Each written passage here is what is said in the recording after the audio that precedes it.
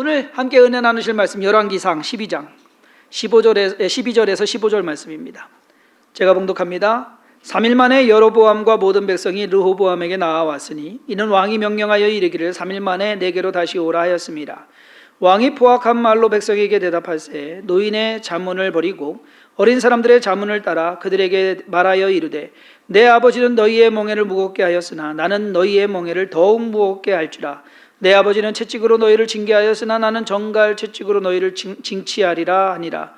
왕이 이같이 백성의 말을 듣지 아니하였으니 이 일은 여호와께로 말미암아 난 것이라. 여호와께서 전에 실로 사람 아이야로 느밧의 아들 여로보암에게 하신 말씀을 이루게 하심이더라. 아멘. 오늘은 지혜의 왕 솔로몬, 그 솔로몬의 다음을 이은 그의 아들 르호보암 왕에 대해서 함께 알아보고 몇 가지 교훈을 좀 생각해 봤으면 좋겠다라는 생각을 합니다. 성경의 기록에 의하면 솔로몬이 많은 여인들, 즉 후궁과 첩을 두었습니다. 1000명. 그러면 당연히 자녀들도 많지 않았을까? 라는 것이 우리의 일반적인 생각일 겁니다. 그런데 솔로몬의 자녀에 대한 기록은 르호보암 외에 전무합니다. 이름이 안 나와요. 몇 명인지도 몰라요. 너무 많아서 기록을 안 한 것인지 아니면 그만큼 중요하지 않기 때문에 생략한 것인지. 그래서 르호보암만 딱 솔로몬의 아들 르호보암만 이름이 나옵니다. 자, 르호보암에 대한 기록은 열왕기상 14장 21절에 이렇게 소개되고 있습니다. 솔로몬의 아들 르호보암은 유다 왕이 되었으니 르호보암이 왕위에 오를 때에 나이가 41세라. 여호와께서 자기 이름을 두시려고 이스라엘 모든 지파 가운데에서 택하신 성읍 예루살렘에서 17년 동안 다스리니라. 그의 어머니의 이름은 나아마요 암몬 사람이더라. 우리는 이 구절 하나만 딱 가지고서 르호보암에 대해서 오늘 뭐라 그럴까요? 마치 형사가 사건을 이제 찾듯이 사람에 대해서 좀 조사를 좀 해보겠습니다. 우선 르호보암이 왕이 될 때 나이가 그의 나이 41살입니다.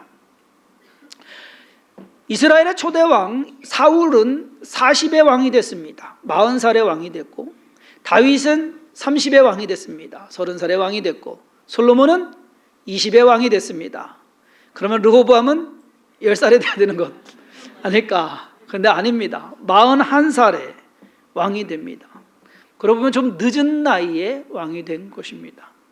자, 늦은 나이에 왕이 된 것이 중요한 게 아니에요. 사실 이것에서 우리가 유추해 볼 수 있는 게, 자, 르호보암이 41살에 왕이 되었다고 한다면 르호보암의 아버지 솔로몬이 몇 살 때 이 르호보암을 낳은 것인가? 몇 살 때 낳은 거예요? 19살에 낳은 거예요. 정말 일찍 낳은 거죠. 이것은 또한 솔로몬이 아직 왕위에 오르지 않은 때에 솔로몬이 20살의 왕이 됩니다. 그렇기 때문에 아직 왕위에 오르지 않은 때에 벌써 결혼을 해서 아들을 낳았다라고 하는 겁니다. 거기에 더해서 르호보암의 어머니는 암몬 사람 나아마더라. 솔로몬이 19살이었다고 한다면 아직 어린 나이입니다. 아직 다윗이 살아있을 때이고 어머니 바세바도 있을 때이고, 그런데 솔로몬이 이방 여인과 결혼을 했다라고 하는 것은 여러분 이거 보통 일 아니에요. 왜냐하면 그때는 그래도 솔로몬도 다윗도 그렇고 바세바도 그렇고 솔로몬도 신앙심이 아주 좋았을 때입니다. 그런데 솔로몬이 20살 됐을 때 하나님께 일천번제를 드리잖아요. 그런데 이미 그 전에 암몬 여인과 결혼을 해서 아들을 낳았다? 여러분 이거는 충격적인 사실입니다. 신앙이 온전히 이어가지 못하는 이유가 비단 르호보암에게만 책임이 있다고 볼 수 없는 것 같습니다. 가장 많이 잘못한 사람은 르호보암이겠지요. 하지만 거기에 솔로몬도 그리고 다윗도 그리고 바세바도 한 몫을 한 거는 맞습니다. 책임이 없다라고 볼 수가 없어요.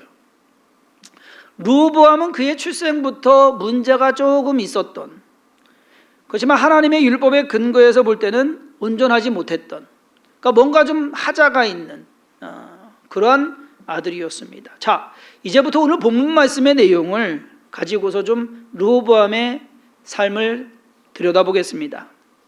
아버지 솔로몬의 뒤를 이은 르호보암은 시작부터 문제가 발생했습니다. 백성들이 애굽으로 도망쳤던 느밧의 아들 여로보암을 데리고 옵니다. 이 사람이 잘난 사람입니다.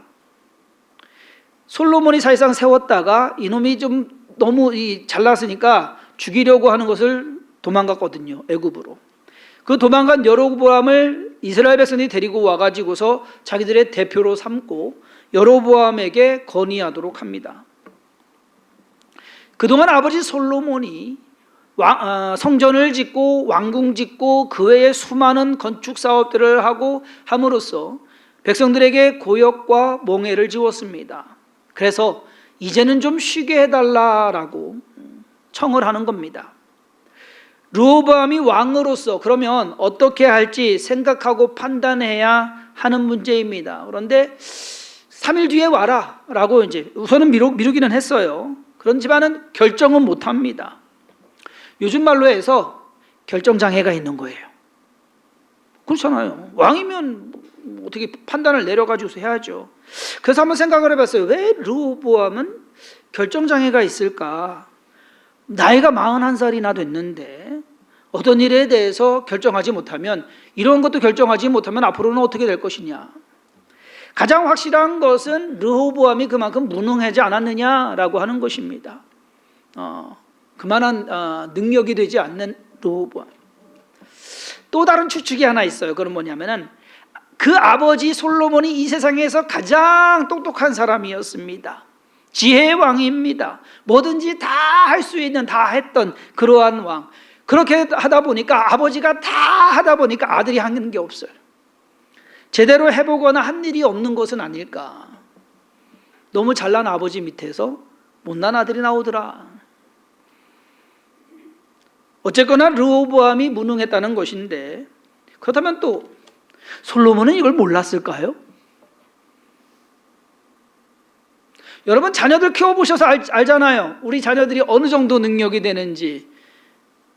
제가 미국에서 아들 이제 태어나서 한 3살 때 됐을 때 공원에 가서 공을 차는데 이놈이 공을 엄청 잘 차는 거야. 야, 천재다, 천재.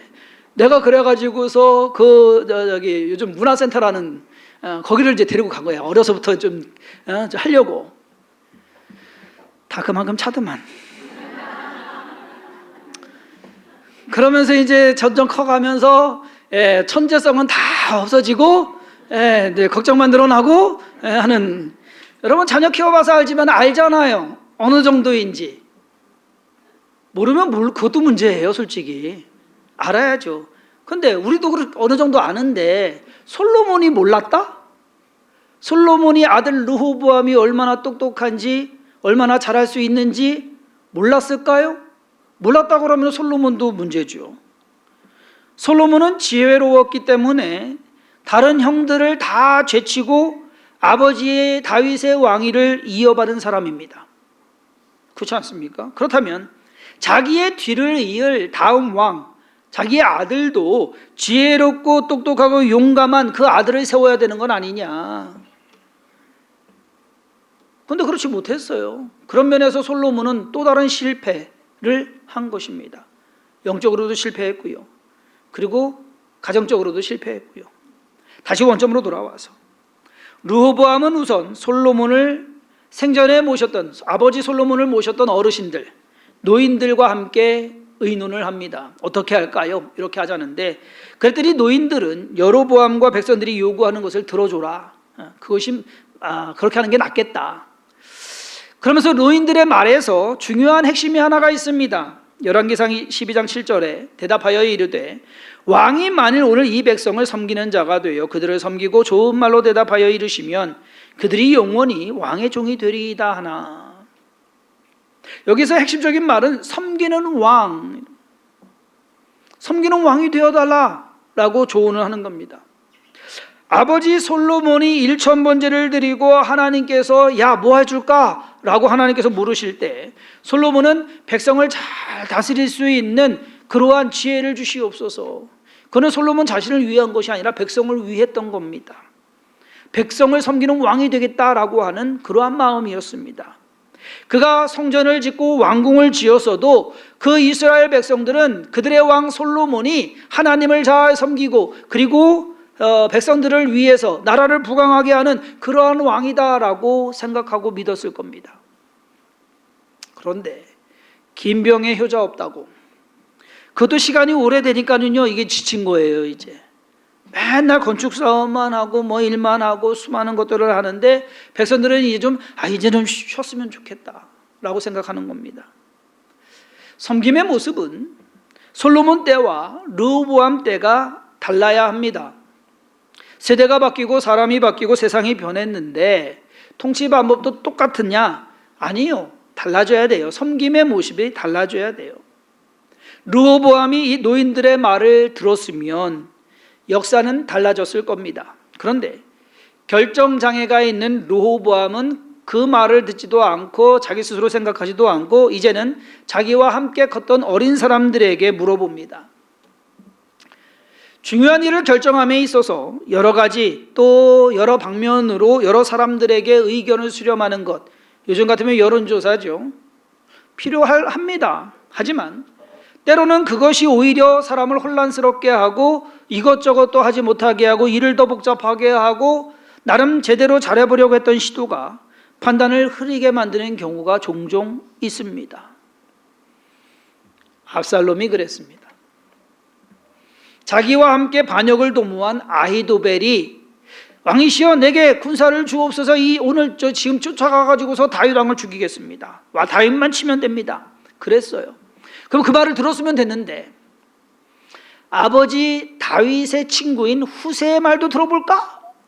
라고 해서 후세의 말을 듣습니다. 들어보니까 후세의 말이 더 그럴듯해요. 그래서 후세의 말을 들었다고 어떻게 됩니까? 망합니다. 반역은 실패로 돌아가고 맙니다.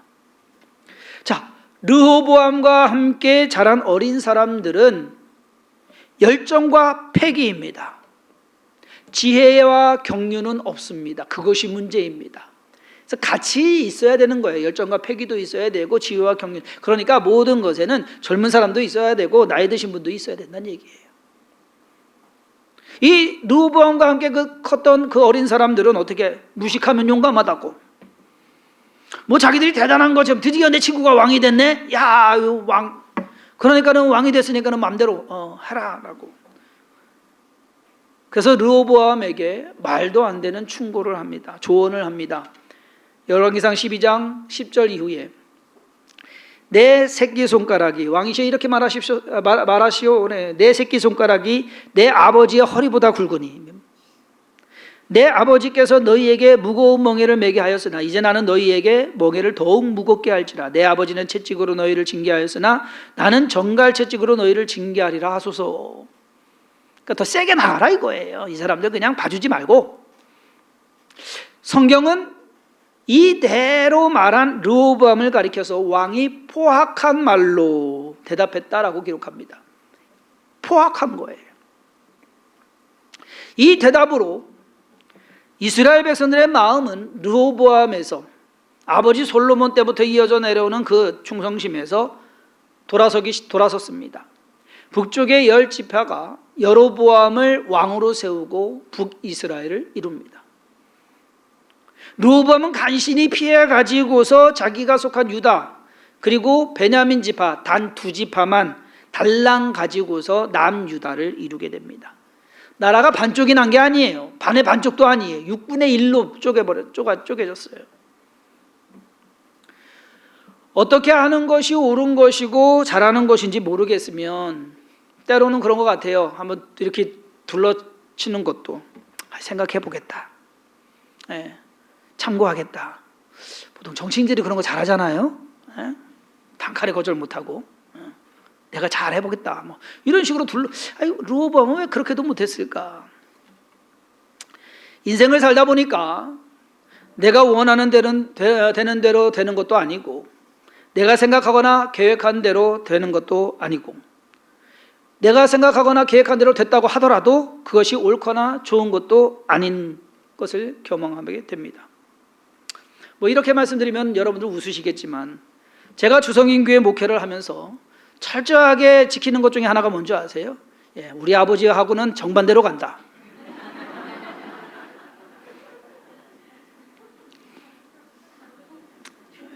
인원동원 안 하고 헌금 강요 안 하고 다그치거나 혼내키지 않고 뭐 괜찮은 방법인 것 같습니다. 아직까지는.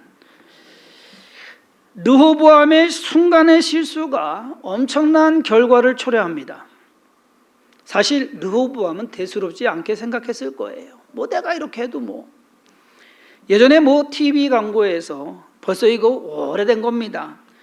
유명 연예인이 순간의 선택이 10년을 좌우합니다. 그 말이 이제 유행했었어요. 순간의 선택이 10년을 아니라 평생을 좌우하기도 합니다. 순간의 선택이 평생이 아니라 한 나라의 역사를 좌우하기도 합니다. 저와 여러분들의 선택이 뭐 나라와 역사 뭐까지 뭐 좌우할 정도는 아니다 할지라도 우리의 인생 정도는 좌우할 수 있다는 것을 우리는 스스로 명심해야 할 것입니다. 한순간에 잘못된 선택이 엄청난 파장을 일으킬 수 있다는 사실을 명심하고 우리의 생각에 잘한다고 한 일이 때로는 그렇지 않은 결과로 나오는 경우도 있습니다. 그러면 그렇다고 해서 아무것도 안 하고 있느냐? 그건 또 아니잖아요. 무엇이 옳은 것인지 하나님께 물어보고 순종하고 나아가야 되지 않을까? 우리가 르호보암을 어리석은 왕으로 치부하거나 놀릴 수 없습니다. 왜? 우리라고 해서 르호보암보다 똑똑하다고 볼 수는 없거든요. 뭐 여러분들 르호보암 읽으면서 이야 참 어리석네. 나는 얘보다 낫겠지. 그렇지 않을걸요? 르호보암에 대한 나머지 기록은 열왕기상 14장 21절부터 31절까지 쭉 나와 있습니다. 간략하게 설명되어 있습니다. 르호보암은 41살의 왕이 되어서 17년을 다스리고 죽습니다. 그러니까 58살에 죽은 겁니다. 일찍 죽었습니다. 장수하지도 못했고 르호보암은 하나님을 제대로 섬기지 않았습니다. 반면에 오히려 이방신을 그래도 아버지까지는 괜찮았는데 거기에다가 특이한 기록 하나는 열왕기상 14장 24절에 그 땅에 또 남색하는 자가 있었고 여호와께서 이스라엘 자손 앞에서 쫓아내신 국민의 모든 가증한 일을 무리가 본받아 행하였더라. 남색하는 자는 뭐냐면 동성애자예요. 그러니까 그러한 것이 있었다라는 것. 사실 소돔과 고모라가 멸망하게 된 죄목 중에서 큰 비중을 차지하는 것이 이 동성애거든요. 하나님께서 가증히 여기고 금하시는 일입니다. 거기에 더해서 가나안 족속의 풍습까지도 쫓아가지고서 엉뚱한 길로 향합니다. 참 르호보암은 하나님이 싫어하시는 일은 골라서 한 것 같습니다. 참 이상하죠. 잠언에 보면 여러분 잠언 많이 읽으셨잖아요. 그리고 여러분들 자녀들에게 잠언 읽어라 잠언 읽어라. 지혜를 주는 것이다. 잠언 읽어라. 잠언에서 나오는 게 뭡니까? 내 아들아 내 아들아 내 아들아 너 하나님 잘 섬기고 하나님 율법을 잘 지키고 그거잖아요. 그러면 여기서 내 아들아 내 아들아 내 아들아 하는 솔로몬이 말하는 그 내 아들은 누굴까요? 르호보암 아니면 누구겠습니까? 이름도 안 나오는 다른 아들들일까요? 아닐 거 아닙니까? 르호보암이에요. 그렇게 아들에 대해서 그렇게 얘기했건만 하라는 것은 징그럽게 안 하고 하지 말라는 것은 아주 그냥 안 가르쳐도 그냥 잘 찾아가서 하고 르호보암이 그랬습니다. 거기에다가 성경에 한 가지 사건이 더 나옵니다. 바로 금방패 사건입니다. 솔로몬은요 금이 하도 많아가지고 금으로 방패를 만들었어요. 여러분 금으로 방패 만들면 그거 갖고서 전쟁에 나가서 쓸 수 있을까요? 못 써요. 이거는 아주 그냥 과시하려고 내가 이렇게 부자야 하고 과시하려고 만든 금방패를 만들었는데 큰 방패가 200개 작은 방패가 300개. 벌써 빨리 놀라시네. 이제 더 놀랄 겁니다. 큰 방패 하나에 금이 600세겔 들었습니다. 한 세겔이 11.42g입니다. 600 곱하기 11.42 하니까 6852g입니다. 금 한 돈이 3.75g이니까 6852 나누기 3.75 하면 1827돈이 됩니다. 요즘 금 한 돈에 44만 원 합니다. 1827 곱하기 44만 원 하니까 8억 388만 원이 됩니다. 금방패 하나에 8억짜리입니다. 곱하기 몇 개? 200개. 그러면은 1600억입니다. 거기에다가 작은 금방패는 계산 생략하겠습니다. 하나에 2억입니다. 그러니까 300개, 600억입니다. 금방패 가격만 2200억입니다. 와. 솔로몬만큼은 아니었지만 르호보암도 엄청난 부자였습니다. 그런데 그 금방패를 그의 재위 5년에 애굽의 시삭이 올라와 가지고서 다 뺏어갑니다. 유지는 고사하고 탈탈 털렸습니다. 근데 그 다음이 더 황당해요. 솔직히 금방패를 빼앗겼잖아요. 빼앗긴 걸로 저기 해야지. 금이 없으니까 노수로 방패를 만들었어요.